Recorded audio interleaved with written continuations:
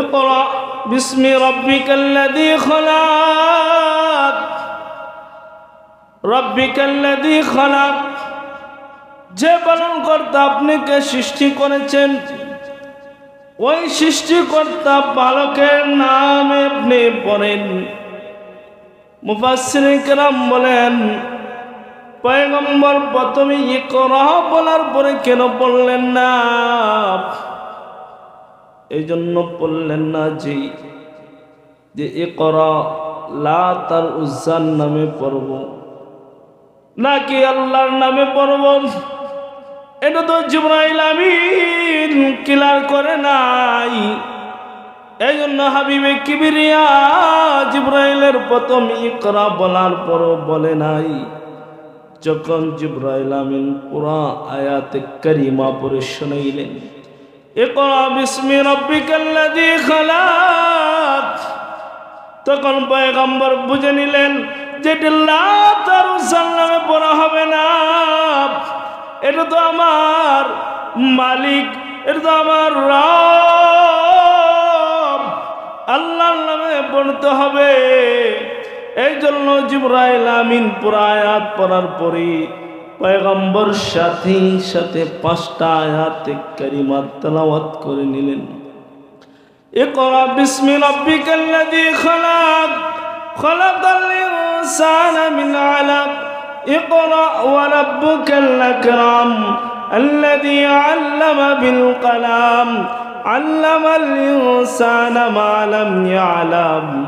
পয়গম্বর সাথে সাথে 5টা আয়াতে কারিমা তেলাওয়াত করে জিবরাইলকে শুনিয়ে দিলেন। এর মানে হইল পয়গম্বর কে ইকরা বলে এটাই বুঝাইতে চাইছেন, হে উম্মতি মুহাম্মাদি, তোমাদেরকে দুনিয়াতে আল্লাহ সৃষ্টি করার উদ্দেশ্য হইল প্রথমে তোমাদেরকে আল্লাহর কালাম শিখতে হবে, যেটা আল্লাহ সূরা রহমানের শুরুতে বলছেন আর রহমান আল্লামাল কুরআন খলাকাল ইনসান। দয়াময় আল্লাহ শিক্ষা দিয়েছেন কোরআন, সৃষ্টি করেছেন মানুষ। অর্থাৎ আল্লাহ এই জায়গায় বলতেছেন আগে মানুষকে কোরআন শিক্ষা দিয়েছেন, এরপরে আল্লাহ বলেন আমি মানুষ সৃষ্টি করেছি। এতে বোঝা যায় দুনিয়াতে আল্লাহ মানুষ সৃষ্টি করার উদ্দেশ্য হইল মানুষ প্রথমেই আল্লাহর কালাম শিক্ষা গ্রহণ করবে। আমরা দুনিয়ার নিজাম অনুযায়ী দেখি ছোট বাচ্চা জন্ম নেওয়ার পরে ওই বাচ্চা কোনো কিছু বলতে পারে না। যখন বাচ্চার বয়সটা 2 মাস 3 মাস 4 মাস 5 মাস হয় তখন মাঝে মাঝে একটা শব্দ বলে, মা বলে ডাক দে, বাবা বলে ডাক দে, দাদা বলে ডাক দে। মাঝে মাঝে ছোট ছোট বাচ্চারা আল্লাহ বলে ডাক দেয়। ঠিক তেমনি ভাবে দুনিয়ার নিজাম অনুযায়ী দেখি একটা বাচ্চা দুনিয়াতে আসলে কথা বলতে পারে না, কোরআন পড়বে দূরের কথা। কিন্তু আল্লাহ তো বলেন আর রহমান আল্লামাল কুরআন খলাকাল ইনসান। আল্লাহ বলেন সৃষ্টি করেছি মানুষ, শিক্ষা দিয়েছি কোরআন। অর্থাৎ দুনিয়াতে আল্লাহ তাআলা মানুষকে বানানোর উদ্দেশ্য হইল আল্লাহর কোরআন শিক্ষা করা। এই জন্য কোরআন শিক্ষা করা। কোরআন শিখলে পরে কি হবে? নবীর সাহাবী আব্দুল্লাহ ইবনে মাসউদ রাদিয়াল্লাহু তাআলা আনহু বর্ণনা করেন, পয়গম্বর বলেন, হাবিবে কিবরিয়া বলেন, যারা কোরআনের একটা হরফ পড়বে এদেরকে আল্লাহ তাআলা একটা নেকি দিবেন, একটা নেকি। এর সাথে সাথে হাবিবে কিবরিয়া নবী মুহাম্মদুর রাসূলুল্লাহ সাল্লাল্লাহু আলাইহি ওয়াসাল্লাম সাথে সাথে একটা আয়াতে কারিমা তেলাওয়াত করে শোনাইলেন। আলিফ লাম মিম। নবী বলেন আলিফ লাম মিমকে আমি একটা হরফ বলি না। আলিফ একটা হরফ, লাম একটা হরফ, মিম একটা হরফ। যারা আলিফ লাম মিম পড়বে এদেরকে আল্লাহ তাআলা একটার হরফের বিনিময়ে একটা নেকি 10টা নেকির সম পরিমাণ হবে। যারা আলিফ লাম মিম পড়বে এদেরকে আল্লাহ তাআলা 30টা নেকি দান করবেন। বলেন সুবহানাল্লাহ। শুধু তাই নয়, 30টা নেকি হইল কোরআন ধরা সারা।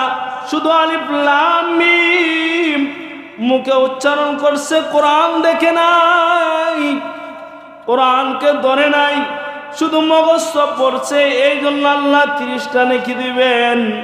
যেই বান্দার বান্দি আল্লাহর কালামকে ওযু করে ধরে তেলাওয়াত করবে, নূর হোসেন কাসিমি রহমতুল্লাহ আলাইহি বলেন একটা হরফের বিনিময়ে 30টা নেকি দিবেন। যারা নামাজে পড়বেন, নামাজে দাঁড়ায় পড়বে এদেরকে আল্লাহ তাআলা 50টা নেকি দান করবেন।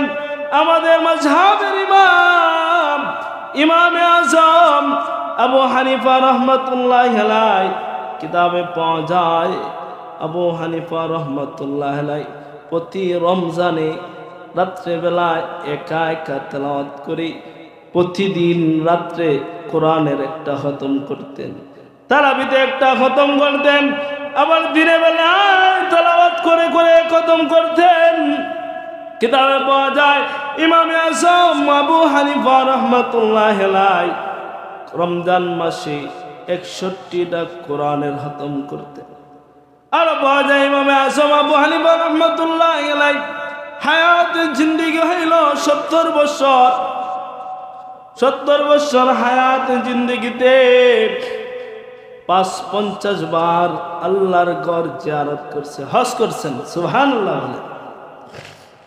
এই জন্য আল্লাহর নবী বলেন যারা বাইতুল্লাহ জীবনে একবার ইমানের সহিত হজ করবে, তওয়াফ করবে, জিয়ারত করবে, আল্লাহ তাআলা তাদেরকে এইভাবে মাফ করে দেয় যারা এই সদ্য মাত্র একটা বাচ্চা নবজাত এই মাত্র ভূমিষ্ঠ হইল তার যেমন গুনাহ থাকে না। যেই মানুষটা হারাম টাকা দিয়ে নয় হালাল উপার্জন দিয়ে বাইতুল্লাহ জিয়ারত করবে, ওই মানুষটাকে আল্লাহ তাআলা ওই নবজাত শিশুর চাইতে আরো পবিত্র করে আল্লাহ তাআলা তার বাড়িতে পাঠিয়ে দেয়। এই জন্য বাইতুল্লাহ জিয়ারত করলে এই স্বপ্ন পাওয়া যায়। পয়গম্বর বলেন যারা আমার রওজা মুবারকে সালাম দিবে, জিয়ারত করবে, হাসরের মাঠে ওই মানুষের জন্য সুপারিশ করাটা আমি পয়গম্বরের উপরে ওয়াজিব হয়ে যাবে। অর্থাৎ আমি সুপারিশ করি ওই মানুষটাকে জান্নাতে নিয়ে যাব। শুধু তাই নয়, কোরআন তেলাওয়াত করার পরে যারা কোরআন শিখার পরে কোরআনের উপরে আমল করবে ওই ব্যক্তি অর্থাৎ কোরআনের হাফেজ যারা হবে ওই কোরআনের হাফেজের সম্মান হইল কোরআনের হাফেজ 10 জন মানুষকে সুপারিশ করে জান্নাতে নিবে। এরকম 10 জন মানুষকে সুপারিশ করে জান্নাতে নিবে যেই মানুষের উপরে জাহান্নামটা ওয়াজিব হয়ে গেছে, জাহান্নাম ছাড়া তার আর কোনো উপায় নাই, ওই মানুষটাকে সুপারিশ করে করে জান্নাতে নিয়ে যাবে।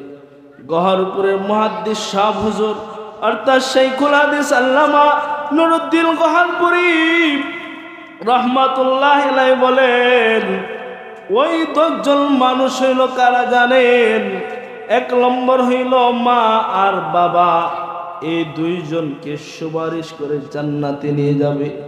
2 নম্বর হইল দাদা আর দাদি, ওই জায়গার মধ্যে 2 জন, 2 2 4।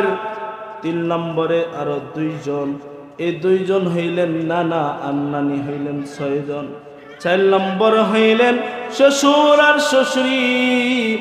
যেই শ্বশুর শাশুড়ি দুনিয়ার কোনো কিছু চায় নাই, শুধু আলেমকে মহব্বত করে, হাফেজকে মহব্বত করে, আদরের মেয়েটাকে, আদরের কন্যা সন্তানটাকে একজন আলেমের কাছে, একজন হাফেজের কাছে তুলে দিলেন। দুনিয়ার কোনো বিনিময় চান না, দুনিয়ার কোনো কিছু চান না। ওই 2 জন মানুষকে সুপারিশ করে জান্নাতে নিয়ে যাবেন। 5 নম্বর হইলেন যেই বাড়িতে হাফেজে কোরআন লজিং থাকবেন, খাওয়া দাওয়া করবেন, ওই লজিং এর মাস্টারদেরকে সুপারিশ করে জান্নাতে নিয়ে যাবেন। এজন্য আল্লাহ তাআলা আমাদেরকে কোরআনের হাফেজ হওয়ার, কোরআনের হাফেজের প্রতি মহব্বত রাখার তৌফিক দান করুন। এই খাদিয়াতুল কুবরা মহিলা মাদ্রাসাকে আল্লাহ কবুল করো। এই মাদ্রাসার মুহতামিম মাওলানা আবু সাইদ হাফিজাহুল্লাহ, ওনাকে আল্লাহ কবুল করো। ছোট ভাই মাওলানা রেহান আহমদের মাধ্যমে আসা, আল্লাহ তাআলা ওনাকে কবুল করো। এলাকার সমস্ত মুরব্বিয়ান যারা মেহনত করতেছেন, এই দ্বীনি প্রতিষ্ঠানকে যারা মহব্বত করতেছেন, এদেরকে আল্লাহ তাআলা কবুল করো। দ্বীনের জন্য কবুল করো, সমাজের জন্য কবুল করো, রাষ্ট্রের জন্য কবুল করো। এই বলে শেষ করে দিলাম। আল্লাহ তাআলা আমাদের এই আলোচনার উপরে আমল করার তৌফিক